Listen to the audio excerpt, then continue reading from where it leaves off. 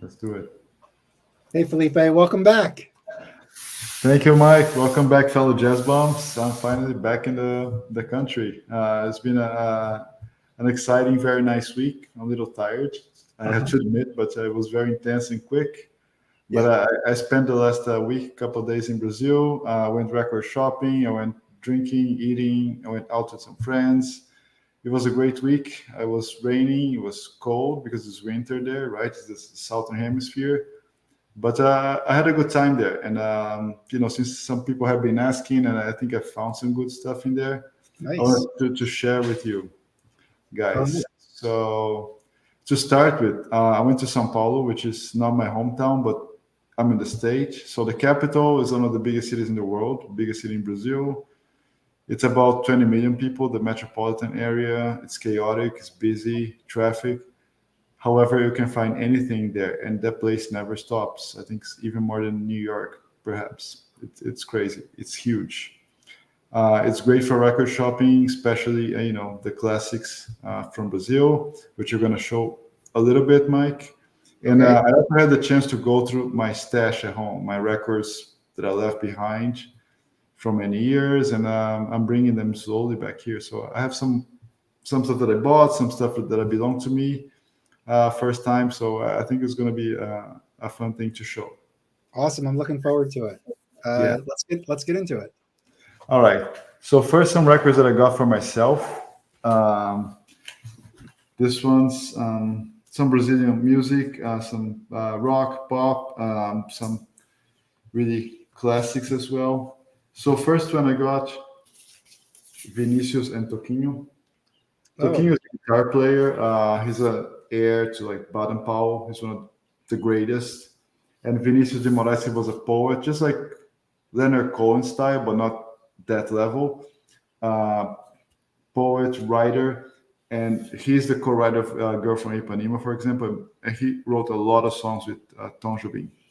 This is okay. a beautiful record. They recorded a lot together. A nice watercolor here. It's Now, beautiful. Phillips, I know because they were some of the European jazz pressings I have are Phillips, Phillips, yes. and I assume there were some Phillips in the U.S., but in Brazil, Phillips was a big label. It was a big label, yes. They had other subsidiaries. So what Philips did to be able to release all these classics, Mhm. they would have like popular labels that would sell by the tons, by the millions, and that was the money would come to record these classics, this more let's say advanced, fancier music. Mhm. So, and this is a beautiful, beautiful record I just got. Can you show the label? Oh yeah, this is not cleaned yet, so the record might not look so great, but this is how the label looks like. Yeah. Okay. Very cool. Yeah, I haven't cleaned this one yet. Um, Now, are any of the records that you picked up candidates for the vinyl flat? The Most of some yes, but mostly don't. It's amazing. They're thin. They're uh, but mostly they're doing really good. Another great record I got is an '89 records, an original Milton Nascimento. Hmm. The record is called Encontros e Despedidas, which means meetings and farewells. Hmm. This is a beautiful, beautiful record, and Milton, he's a classic. He's still alive. He just turned 80. He had his final tour. He recorded with Wayne Shorter, Ron Carter, the greatest. He's a worldwide recognized name, and this is has one of his most famous songs, which is called "Encontros e Despedidas," the same name of the record. Now, did you buy that, or is that from your store? No, that was from my storage. Okay. Okay. Were Uh, you able to listen to anything there?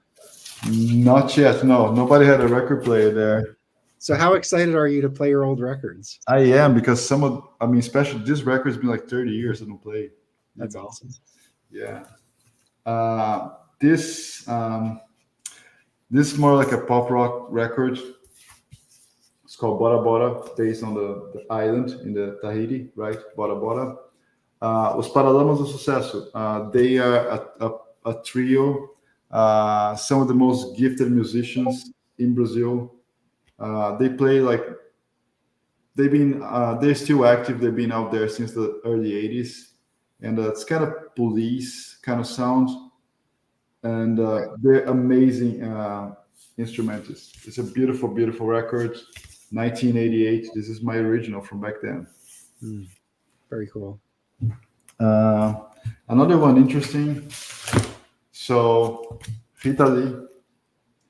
Rita, she was the singer for the Mutantes, which is one of the most influential bands of the century to this day. Oh yeah, I think I heard Jose Morano talk about them. Yeah, she was the singer. I mean, any rock band you ask, what is your major influences? The Yeah. Mutantes. They were like into psych and rock and progressive, everything. She quit the band because those two guys were too crazy, and she had a solo career. She's considered to be like the mother, the founder of rock in Brazil. She was a very important figure. Let's say she opened for the Rolling Stones when they went to Brazil, um, and she would pack arenas in the '70s, '80s, '90s. Very very important. This record is called Entradas e Bandeiras. That's the name they gave to the explorations the colonizers would do. Just because she's kind of going into the country, she's doing a very mixed. It's a more obscure record, but for that reason, it's become very valuable now. Yeah, I was gonna ask. That's a rare record? That's a rare record. It goes not so much in dollars. It goes for about $100 now. Okay. Yeah. And what's the label that it was put out on? It's in the machine actually. It's called Som Livre. It's the same label as the Novos Baianos. I can show you guys later, but it's in the machine now. Another very important record. This is the first record by the singer called Marisa Monte, who's still active. She's like the biggest singer in Brazil since the '90s. She's really, really big. She recorded with a lot of jazz artists. Very important. She has an amazing voice. That's her debut album, which actually is a live album. Her first record is a live record. Oh wow. Yeah. That looks great. No, she sings really well. Really, really So well. is she backed by like an acoustic band or She mixes. There's sometimes more like acoustic, some more like jazzy, a lot of drums and percussion, and she has an amazing voice. If anybody listens to one of her records, it's amazing. This is the first one. I didn't have it, and of course my OG. This is from my stash now, from my parents actually. This record, Elis Regina. Oh wow. This is called Transversal do Tempo. It's a 1978. It's as old as me.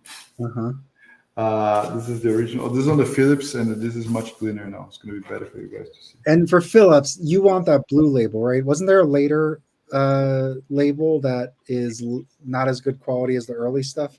Yes, exactly. Yeah. So these are the ones you want. Very nice. Okay. Does it say pressed in Brazil on it? Or Yes, it's all pressed in there. Yeah. Okay. Exactly. Now, one last record that is going to be on Mike's mail soon. So Frank Sinatra went to Brazil first time in 1980. He packed stadium. Okay. Yeah. Buddy Rich was on. So him and Buddy Rich played together with the Dorsey band, and they kind of had a falling out because Buddy Rich was kind of the star of the band, and then Frank joined, and everybody gave him the attention. They got into a falling out, but they came back together. And when he went to Brazil, he had Buddy as his drummer. Yeah. I'm pretty sure that's the case. Yeah. So this is going to be for Mike's Humming Guru.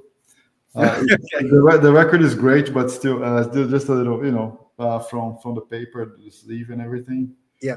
So it's an RGE label, WEA Reprise. Oh, very cool. Looks really nice, like a sunrise or sunset. The cover is the most important part. I'm going to show you guys now. The cover is pretty awesome. It's like a painting by Michael Noakes. Okay. I don't think it's a live record. It's just, I don't think it's live. Studio. But the inside is awesome. I think that's what adds to it. But they put that out there as a promo for the tour. Yes, exactly. So this cartoon here depicts Frank singing. So this is Maracanã Stadium. For whoever is not used to soccer stadiums, Maracanã Stadium is the biggest stadium in the world, or it used to be. It used to fit before all the renovations for the World Cup. It used to fit 200,000 people, and the cartoon is amazing.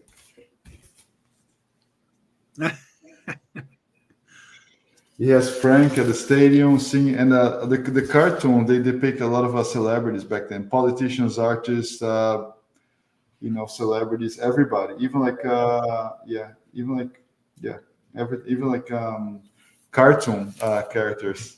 So are the songs on the back written in Portuguese? No, these ones have no translation. Okay. Yeah. Can you just show? I just want to see what songs are on it. I'm just curious So because they're all reprise recordings. Okay, Strangers in the Night. Cool. Oh, very nice. yeah, it is pretty nice. So in Brazil, it was not that common to translate. Just in a few examples, I have only a few records from the '70s that have translation. Mhm. I think in the Spanish, the South American, the other like Hispanic countries, it was more common from what I see. Okay, so this is good. This is going to be Mike's mail soon. All right. All Thank right. you. Cool. So some more that I bought, these are not for me. These are like targeted purchases. This is going for Brandon. This record has become a rarity, especially in a great shape, which is Gal Costa's India.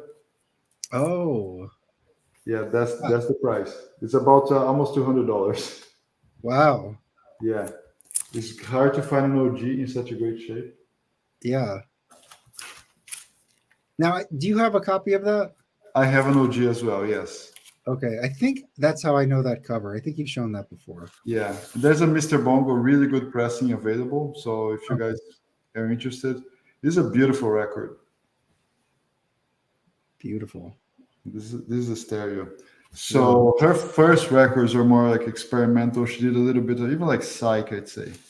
It's really, really advanced stuff.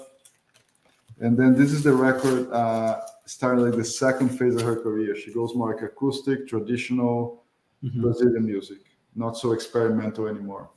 But it's an OG, belongs to Brandon. He's gonna Wow, get that's it. a stunning cover. Yeah, yeah. He has a lot to do with it, tropicalism in the early '70s. Is the whole thing of mixing external influences to country influences, even like from the natives. That's why India is the feminine for the female for Indio, which is the word is for Indian. Some records that I bought for another friend as well. This is Nada Leon. This is a mono 1968 record, one of her best. So Nada Leon, she was pretty much one of the founders of bossa nova. I mean, she gave the face to it. The covers are flimsy, kind of like still in paper, as they used to do. They call it sandwich, just like two sheets of paper. In such great shape, this record goes for a lot of money too. So, yeah, she was the one. Every single record of hers is a little different. Some are very strict standards. Some are like very strict bossa nova. Some of them she mixes bossa nova with the samba, the very roots of samba, and she was always ahead of her time. And her records are highly desirable, very very good. She's probably like the best bossa nova I can get. And another one, Gal Costa. This is her second album, and by the cover you can tell it's very like psychedelic. Yeah. So it's a mono from 1969, also on the Philips label. And this is impeccable as well.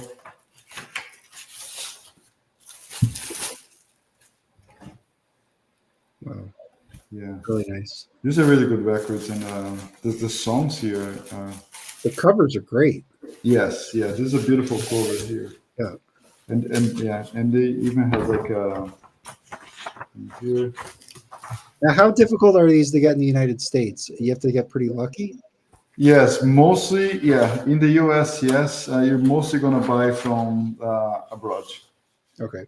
The problem with buying from abroad is the shipping, right?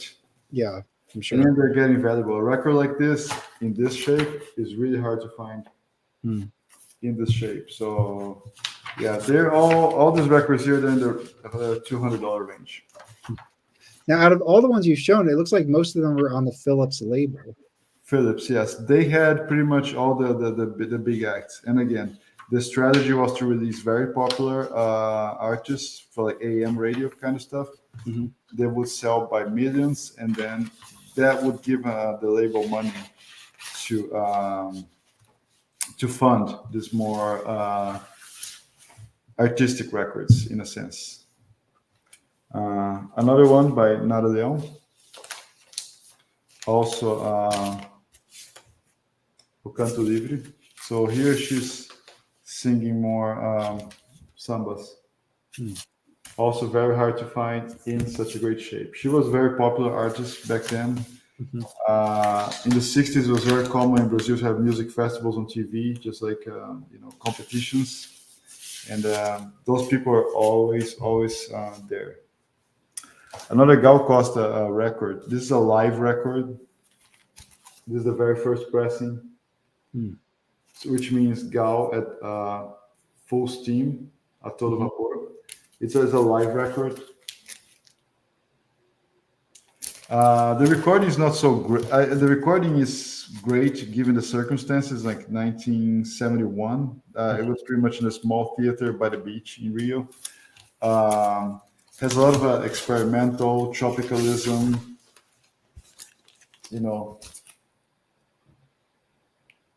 So this record kind of marks the end of her more psych experimental stuff. And one record is more electric. The second record is more acoustic. And last but not least of this batch is Gilberto Gil. That's his third record. It's hard to find in such a great shape. Oh, wow. Yeah. Gilberto Gil is a great songwriter to this day. He's still alive. He was Minister of Culture many years ago. And that's also a very important record. Most of the songs have been covered to exhaustion. It's very, very popular. And he's like a worldwide renowned, known figure. Okay. So now let's move to my stash, what I found in my stash, Mike. Okay. Really cool stuff. So that's a great thing. Oh, by the way, I think I was blessed. Just forgot to mention before I travel, I had a long layover in Atlanta, and I had a coffee, and I met with the Rev. I got his blessings. Yeah. It was really, really cool. So yeah, That's awesome. So thank you, Rev, for the great time I had there. And yeah, let's show some stuff. So I grew up in the 80s, early 90s. I was a teen. And in Brazil, CDs were very expensive. And unlike the US, everything was still being pressed. So my late 80s, early 90s, I was able to buy everything on record. And I was kind of proud of, because everybody was just buying CDs. I was like feeling like poor. I'm the poor guy buying records because I couldn't afford a CD. And nowadays it kind of paid off. So I want to show you guys some stuff that I brought.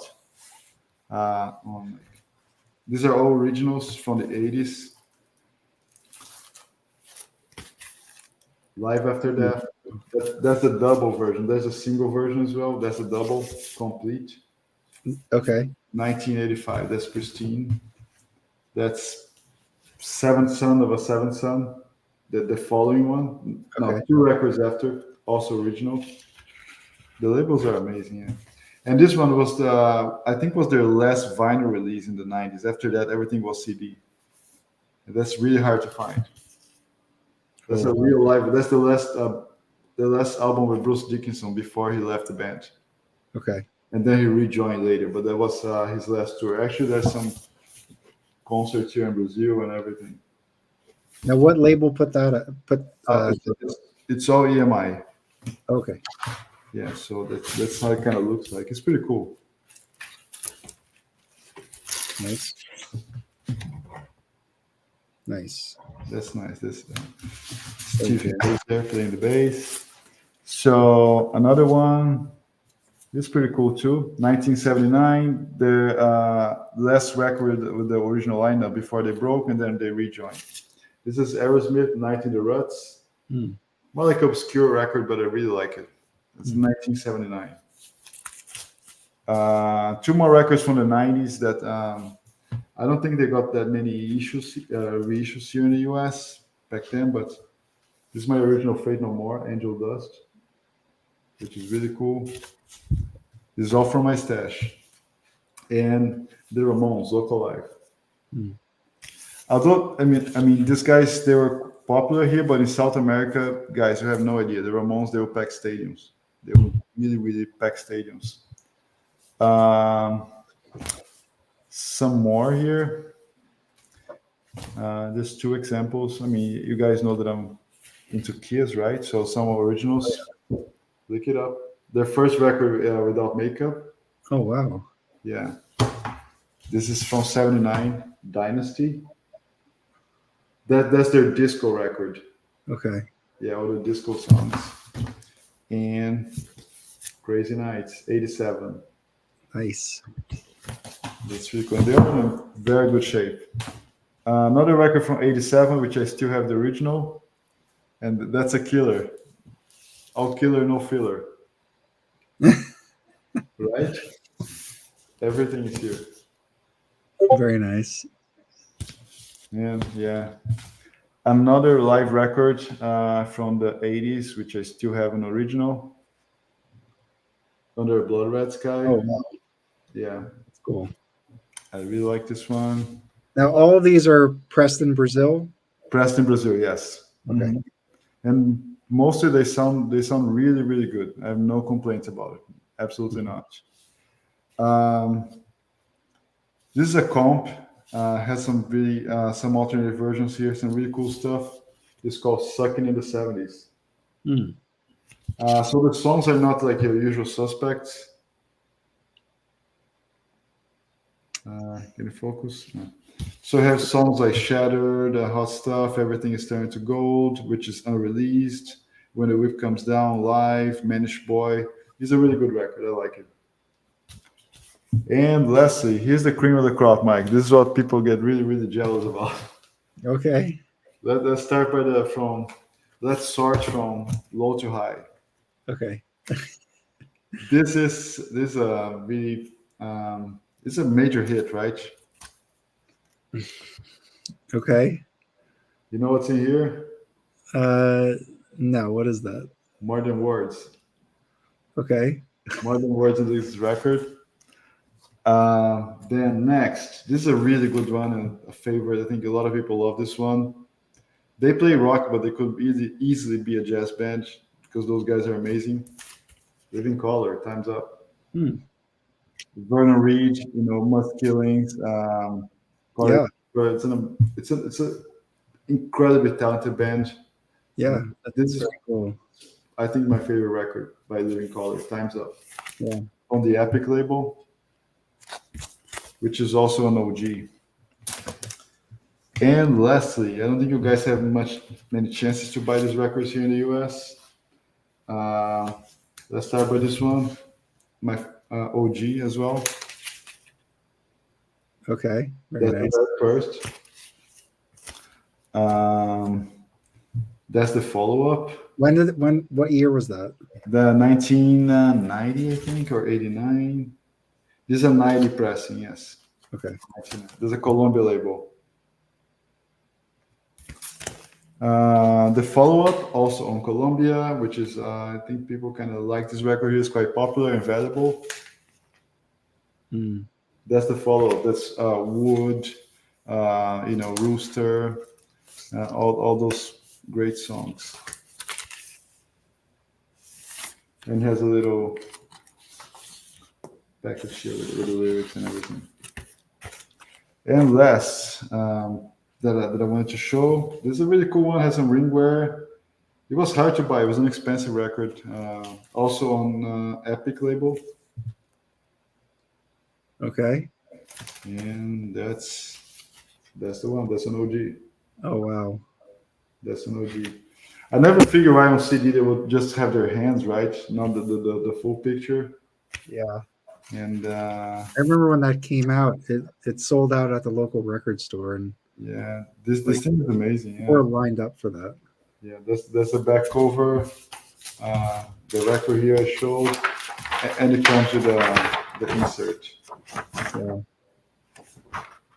All the Pearl Jam haters in the stream. Okay. No, Yeah, very cool. Now but in the US, was that ever put out as I, vinyl? I think Would it have was, but very been- limited runs. I think I'm not yeah, so sure. yeah, But still, they're rare because there was those CD years, right? yeah. Yeah. And then plan to come back later the year. Let's see if things work. I have a bunch of more actual bossa nova traditional music records to bring. But I Hmm. really wanted to bring these guys back, have some fun. I think it was great. It was a very short week. It rained quite a lot, but I still had the chance to go out, do a few things, see some people, see some places, Yeah, meet the Rev, meet my friends. It was awesome. yeah. Well, we're Yeah, glad you're back, safe and sound. cool. Um, yeah, that was fantastic. I mean, a lot of those Brazilian pressings look incredible. Yeah, they sound great. I mean, all those Seattle bands are great. The Kiss records sound great, and those Philips records they sound great. So, what you said? One record's getting cleaned right now. Yeah, that some of them are those Kiss records. They're in the machine now. The Rita Lee record, which is a Son Livre, it's like a swirl kind of label. Yeah. So, which ones will you listen to first? The first record I listened to was Transversal do Tempo, the Elis Regina record, which is already cleaned. Let me see where it is. I kind of made a mess. The live album with Elis Regina. I think it's down here. Sorry. Because most of them I still have to clean. Yeah. Yeah. This one here. I think it's, in my opinion, it's her best live record. And if you want to get one of her records, this is not hard to find at Dusty Groove. Okay. They, from what I see, they have an '83 repress, which is the last repress, not the OG like this, but still, I have both, and that one sounds great. Yeah. Awesome. Yeah, they're all in a great shape, and I think some folks are going to be happy. I'm going to be mailing them tomorrow, and I'm kind of wrapping up my cleaning. But it was a good trip. I had some fun, and I'm still exhausted, of course.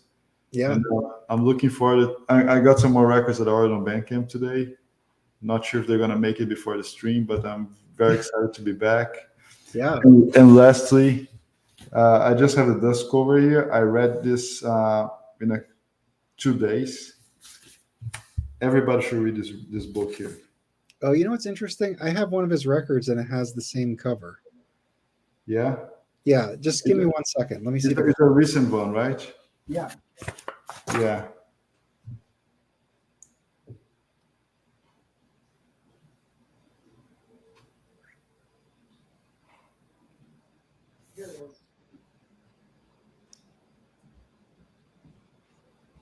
So this is Zooid, which is his group, In for a Penny, In for a Pound, and it has Yeah.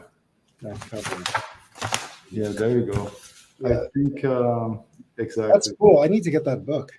This book is fantastic. I think it's one of the best music biographies I've ever read. It's just so compelling. So you just connect to him so much, and the stories are crazy. I mean, he doesn't talk much about personal life. It's mostly about his music journey, which is very. So that's how you read it like this. It's really, Yeah. really good.